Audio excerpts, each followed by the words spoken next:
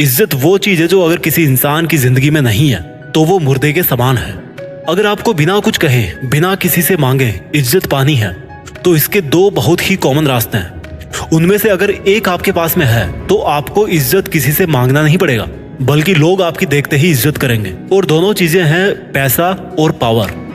अगर आपके पास में पैसा है और पावर है, अच्छा जॉब है, ऊंची पोजीशन पे हो आप, तो आपको इज्जत मांगना नहीं पड़ेगा, आपको इज्जत अपने आप मिल जाएगी। लेकिन मैं मान के चल रहा हूँ कि आपके पास में ना तो नाम है और ना ही आप बहुत बड़े फेमस इंसान हो। और जब आपके पास में ना तो पैसा हो और ना ही एक हाई लेवल वाला या पावरफुल जॉब हो, उसके बाद भी आप कैसे इज्जत कमाएं, आप किस तरह से अपनी पर्सनैलिटी बनाएं कि आपको अपनी जिंदगी में कभी इज्जत पाने के लिए किसी के सामने गिड़गिड़ाना ना पड़े, आपको अपने आप इज्जत मिले और लोग आपका कहा माने।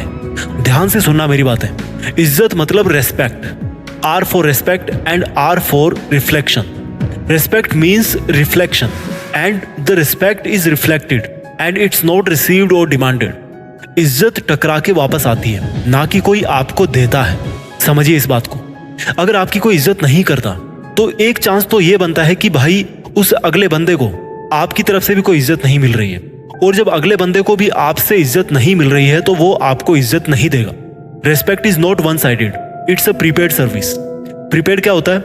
जब पहले आप कुछ पे करते हो, जब आप पहले कुछ देते हो, फिर उसके बाद में आपको वापस कुछ मिलता है। लेकिन अगर आप तो बहुत इज्जत दे रहे हो अगले को, बट अगला बंदा है ना, वो आपकी बिल्कुल भी इज्जत नहीं करता, आपका अपमान करता है, आपकी बात नहीं मानता, आपको कुछ भी बोल देता है। आप भले ही कितने सही हो, लेकिन वो उस बंदे की मानेगा जो भले ही गलत है लेकिन जिसकी इज्जत वो करता है। तो ऐसा क्यों होता है? देखो भाई, सामने वाले बंदे के मन में क्या होता है, आपकी एक इमेज होती है। आज आपका स्टेटस क्या है, आप कैसा बोलते हो, आप कितने अपने शब्दों पे खरे हो, इन सब चीजों को अगले बंदे ने ऑलरेडी अपने दिमाग में बिठा रखा है। और अगर उनको ये लगता है कि आप इज्जत पाने के लिए डिजर्व करते हो तो वो आपकी इज्जत करेंगे। अब ये इज्जत पाने के लिए डिजर्व कैसे करें, इसके अलग अलग रास्ते हैं, और यहीं से आपको मेरी बातों को ध्यान से समझने की जरूरत है।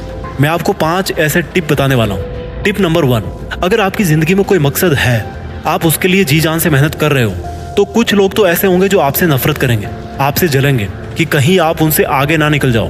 पर वहीं पर बहुत सारे लोग ऐसे होंगे जो आप पर ट्रस्ट करेंगे, जिनको ये लगेगा कि यार ये बंदा है ना, ये सच में मेहनती है और ये बंदा सच में लाइफ में कुछ कर भी लेगा। इस बंदे को अपने टाइम की कदर है, ये ना खुद का टाइम बर्बाद करता है और ना दूसरों का टाइम बर्बाद करता है।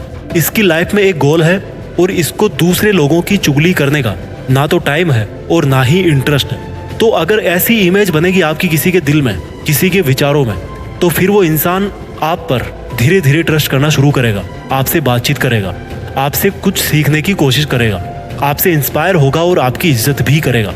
मैं ये नहीं कहता कि अगर आप लाइफ में मेहनती बन जाओ और अपना एक गोल सेट करो तो हर कोई आपकी इज्जत करेगा, बट ऐसा करने से मैक्सिमम चांस है कि लोग आपको ये नहीं बोलेंगे कि यार ये तो बंदा फालतू में बैठा रहता है, इसके कुछ काम धाम तो है नहीं।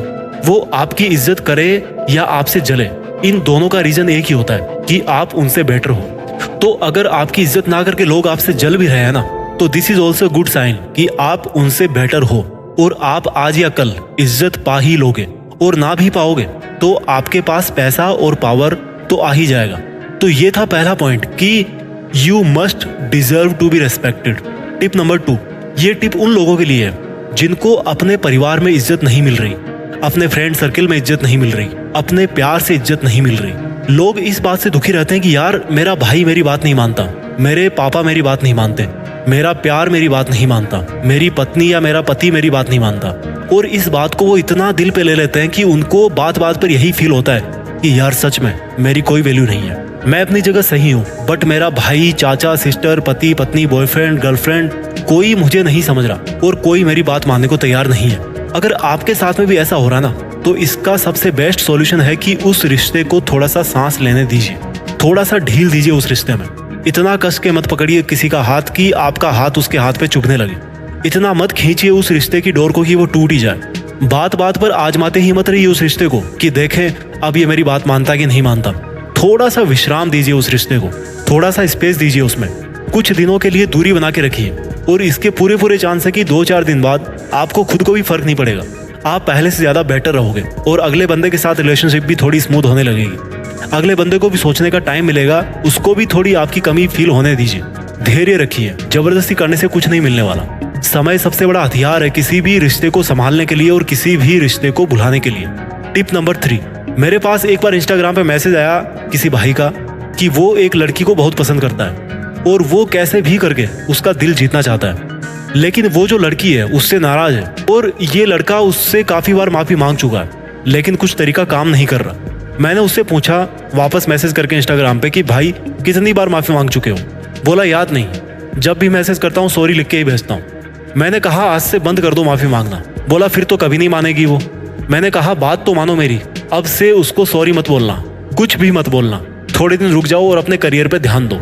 इस बात को फिर मैं भी भूल गया और शायद वो भी भूल गया होगा। और 5-6 महीने बाद मेरे पास उसका मैसेज आया कि उसने एक एग्जाम निकाल लिया और उसकी अच्छी जॉब भी लग गई है और वो पहले की तुलना में काफी बेहतर है। मैंने उससे पूछा कि भाई आपके प्यार का क्या हुआ? बोला सर उसके चक्कर में तो मैं 1 साल से भटक रहा था, लेकिन अब 5-6 महीनों में समझ गया कि मेरे पास और भी बेहतर और प्रोडक्टिव काम है करने को। I was really happy to know कि जो एक सिंपल लाइन मैंने उसको बोली कि मेरे पे विश्वास रख, उसको जरूरत से ज्यादा सॉरी मत बोल और अपने काम पे ध्यान दे, and it really worked for him. और अब अगर वो अगला इंसान इसको कभी लाइफ में मिलेगा, कभी टकराएगा, तो क्या वो इसकी इज्जत नहीं करेगा? करेगा भाई, बिल्कुल करेगा। और ना भी करे तो इसका क्या नुकसान हो रहा है, इसको क्या फर्क पड़ रहा है? देखिए हम में से बहुत सौ की आदत है कि हम बिना वजह सॉरी सॉरी सॉरी बोलते रहते हैं। मेरा मानना है कि 2 बार सॉरी बोलो, 3 बार सॉरी बोलो। बहुत ही कोई खास इंसान आपकी जिंदगी में तो 4 बार सॉरी बोल लो, 5 बार सॉरी बोल लो यार, यहाँ तक ठीक है। 100 बार या 1000 बार सॉरी बोलने की जरूरत नहीं है। इतना भी मत झुकिए कि आपको वापस उठने में तकलीफ हो, आपकी सेल्फ रेस्पेक्ट डाउन हो जाए। अगला बंदा तो आपकी इज्जत नहीं कर रहा, कहीं ऐसा ना हो कि आप भी खुद अपनी इज्जत करना बंद कर दो। देखिए दूसरों को ऐसे ट्रीट करो जैसा आप अपने आप को ट्रीट होता हुआ देखना चाहते हो, लेकिन इसी सेंटेंस को मैं थोड़ा सा और मॉडिफाई कर रहा हूँ कि खुद अपने आप को भी ऐसे ट्रीट करो जैसे आप दूसरों के द्वारा खुद को ट्रीट होता हुआ देखना चाहते हो। टिप नंबर 4, इमोशंस को मैनेज करके बात करना सीखिए, या दूसरे शब्दों में कहूं तो डिसिप्लिन रहना सीखिए। आजकल ऐसा हो गया ना कि अधिकतर लोगों को नहीं पता कि वो क्या बोल रहे हैं। थोड़ा सा किसी ने उनका अपमान क्या कर दिया कि गुस्सा आ गया, और गुस्सा आया भी तो ऐसा आया कि भाई किसी की सुनने को तैयार ही नहीं है। वो क्या करवा लोगे गुस्सा करके? गुस्सा आपकी ताकत की पहचान नहीं है, ये आपकी कमजोरी की पहचान है, और कमजोर होके आपकी इज्जत कम ही होगी, ज्यादा नहीं बढ़ेगी।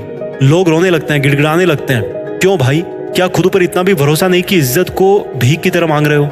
लोगों में ईगो आ जाता है अगर वो जरा सा कुछ बन जाते हैं तो, कि मेरे से बेहतर तो और कोई भी नहीं है। अपने शब्दों को इतना सस्ता मत बनाओ कि कुछ भी बिना सोचे समझे बोले जाओ, इमोशंस में बह के कुछ भी बोल जाओ। अपने शब्दों की कीमत को पहचानो। यस और नो में कितनी ताकत है। दुनिया के सबसे ज्यादा पावरफुल वर्ड्स मानता हूं मैं यस और नो को। अगर आपने सही समय पर सही शब्द कहना सीख लिया और लिमिट में बोलना सीख लिया तो इसके 2 फायदे होंगे, आपकी इज्जत भी होगी और आप पहले से ज्यादा खुश भी रहोगे। Become the person of your words. जो शब्द बोल दिया ना आपने, आपको पता होना चाहिए कि आपने क्या बोला है, और आप गलत तब नहीं बोलोगे जब आप थोड़ा सा लंबा सोच के बोलोगे। यानी कि आज आपके बोले हुए शब्दों से आपके आगे आने वाले 10 साल पे क्या असर पड़ने वाला है, आपके लॉन्ग टर्म रिलेशन पर क्या असर पड़ेगा। कहने से ज्यादा सुनना और समझना सीखिए। ऊपर वाले ने 1 जीभ और 2 कान इसीलिए दिए हैं कि सुनो ज्यादा और बोलो कम। टिप नंबर 5, अपनी फिटनेस को मेंटेन करके रखिए और अच्छा दिखिए। साफ सुथरे कपड़े पहनिए। मुझे एक चीज बताओ, आपके सामने अगर कोई एक भिखारी आता है फटे पुराने कपड़े पहन के, तो आप उसको उसी नजर से देखोगे।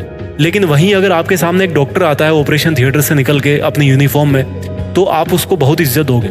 आप क्या पहनते हो ये दिखाता है कि आपका स्टेटस क्या है और आप कैसा अपने बारे में सोचते हो। वो जो डॉक्टर है ना, उसने अपना व्हाइट कोट ऐसे ही नहीं कमाया, मेहनत करी है उसने खूब। अगर आपके सामने कोई पुलिस की ड्रेस में आता है तो आप उसको भी अच्छी खासी इज्जत दोगे। अगर आपके सामने कोई आर्मी की ड्रेस में आता है तो आप उसको भी बहुत अच्छी इज्जत दोगे। कहने का मतलब है कि आपके कपड़े, आपकी यूनिफॉर्म, आपकी फिटनेस आपको बहुत इज्जत दिलवाती है। हो सकता है आप एक डॉक्टर ना हो, एक पुलिस ऑफिसर ना हो, एक सोल्जर ना हो, लेकिन आप जो भी कपड़े पहन रहे हो उनको तो ढंग से पहन ही सकते हो ना। बाकी सभी टिप्स के साथ भी इस टिप को यूज करके देखिए, जरूर असर पड़ेगा। मैं जल्दी से 5 टिप्स को रिवाइज कर देता हूँ कि किस तरह से आप ज्यादा बेहतर तरीके से इज्जत पा सकते हो। पहला टिप है कि अपनी लाइफ में एक मकसद रखिए।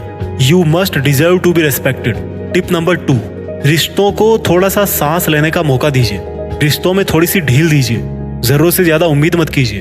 टिप नंबर 3, बिना मतलब की माफी ना मांगे, जरूरत से ज्यादा माफी ना मांगे। इससे बेहतर है कि आप अपने आप को बेहतर करने पर ध्यान दें। टिप नंबर 4, इमोशंस को मैनेज करके बात करना सीखिए। और टिप नंबर 5, अपनी फिटनेस को मेंटेन रखिए और अच्छा दिखिए, साफ सुथरे कपड़े पहनिए। आई होप आपको ये वीडियो बहुत अच्छा लगा होगा। मैं आपके लिए लेकर आता रहूंगा इसी तरह के और भी अच्छे वीडियोस। अगर आपको ये वीडियो पसंद आया तो इस वीडियो को कमेंट सेक्शन में लिख के मुझे जरूर बताइएगा।